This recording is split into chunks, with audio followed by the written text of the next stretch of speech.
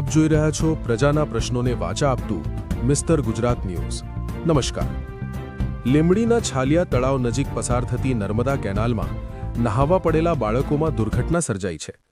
માહિતી મુજબ 5 બાળકો કેનાલમાં નહાવા પડ્યા હતા, જેમાંથી 2 નાના બાળકો કેનાલમાં તણાયા હોવાનું સામે આવ્યું છે। આ કેનાલ લીંબડી નેશનલ હાઈવે પર મોડેલ સ્કૂલ નજીક આવેલી છે।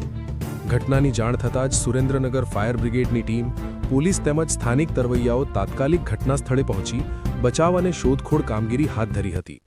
શોધ દરમિયાન એક બાળકનો મૃતદેહ મળી આવ્યો હતો, જેને પોસ્ટમોર્ટમ અર્થે હોસ્પિટલ ખાતે ખસેડવામાં આવ્યો છે, જ્યારે અન્ય એક બાળક હજુ સુધી લાપતા હોવાનું જણાઈ રહ્યું છે અને તેની શોધખોળ પોલીસ, ફાયર ટીમ તથા તરવૈયાઓ દ્વારા ચાલુ રાખવામાં આવી છે। આ ઘટનાના પગલે વિસ્તારમાં શોકનો માહોલ છવાઈ ગયો છે। રિપોર્ટર પદુભા ઝાલા, લીંબડી।